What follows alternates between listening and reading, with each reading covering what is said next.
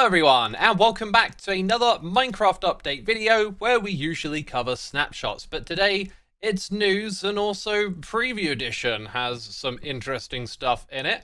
We're going to go over these details, but first of all, 15 is the magic number.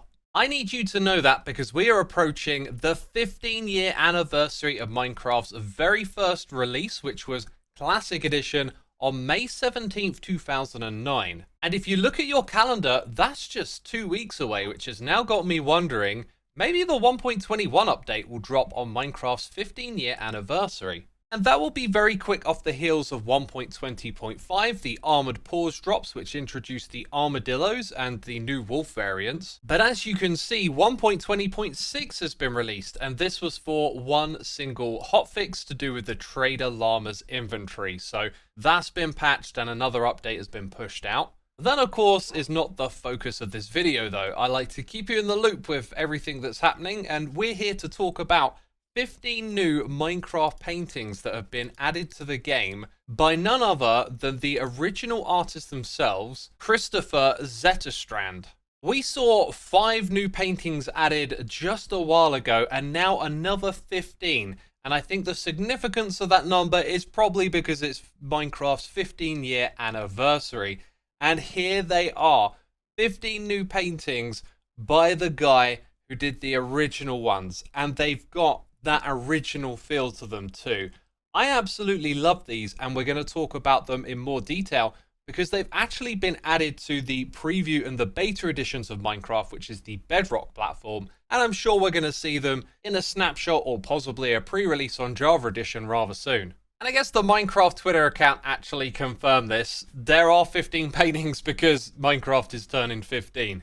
And it's quite possible that we'll see more interesting things related to Minecraft over the next couple of weeks, so make sure you subscribe to my channel if you want to stay in the loop and catch all the stuff that's happening. Now, before we jump into game to check these paintings out, I would like to draw your attention to this article on Minecraft.net called Painting the Overworld. Here we can see Kristoffer with some of his oil paintings in the background, which is important to know because they were painted in real life first before being transferred into a physical form.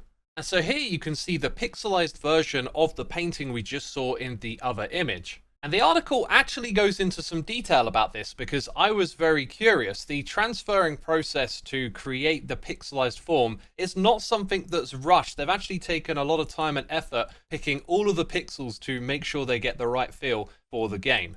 And this article is really worth reading because there are some other insights there as well.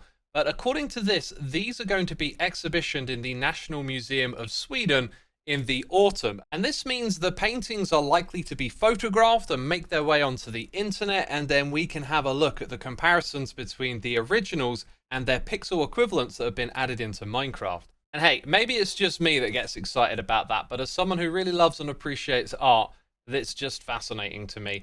And now we get to hop over to the Bedrock beta and preview editions and check them out in game. But just before we wander through this village that houses all of the paintings, I would like to introduce you to the names of these paintings. I am not going to play a game of guessing what they are this time. I will leave that up to you. So here are the 15 painting names, and you can have a go at seeing which ones you think match these paintings. The first is a free-wide 4-tool painting of what appears to be a lady at a lake with a skeleton in it looking up at the sky. Pretty ominous. Our second is a 3x2 that has a cliffy terrain in the background on this gorgeous looking landscape, but a lot of ambiguity too, as there appears to be columns, some sort of structure as a part of this, and possibly someone laying down in the front of the image. Our third is a 4x4 painting, a really large scale one. And it's up to you to see what you want to see in this image. I can't help but see these 3 pixels and think that they're a face. Something terrifying lurking beyond this glow. Painting 4 is a 3x4 that has some sort of structure with a bluish portal in front of it. This just makes me think of a nether portal in reverse, like it's one that brings you back to the overworld with a blue glow.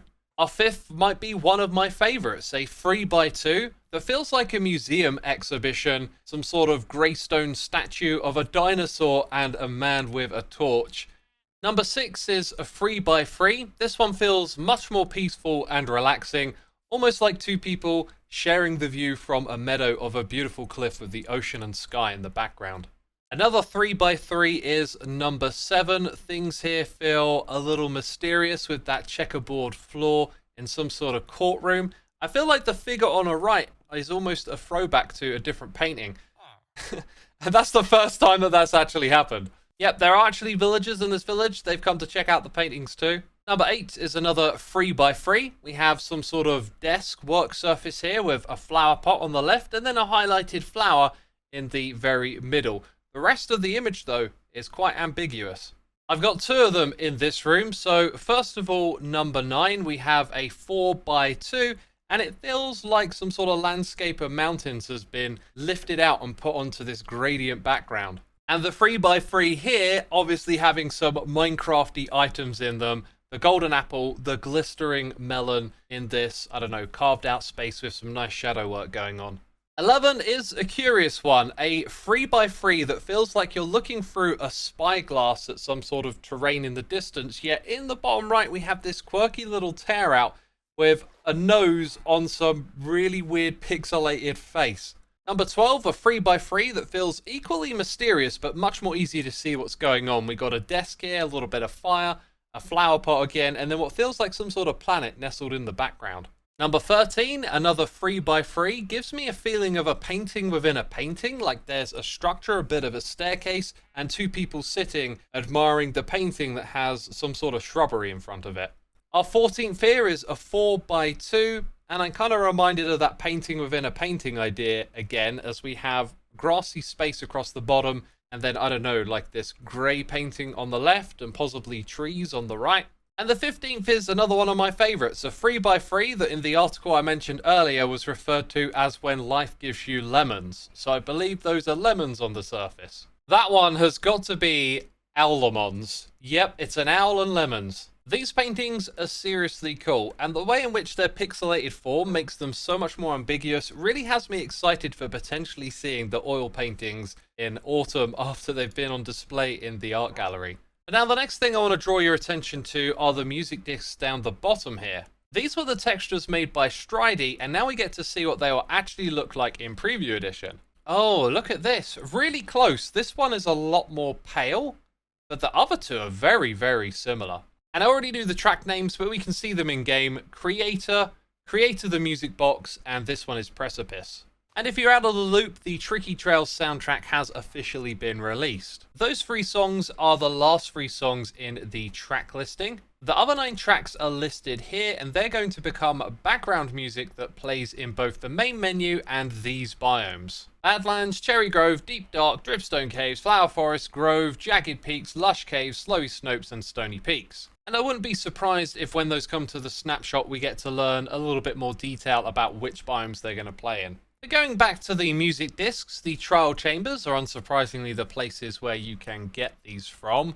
The Precipice record will output a signal strength of 13 when it's put into a jukebox, and it can be found in these vaults here. The ominous vaults will dispense the record disc Creator, which has a signal strength of 12 when it's put into a jukebox, and unsurprisingly the music box edition of this has a signal strength of 11. That can actually be found in the decorated pots that generate inside of the trial chamber.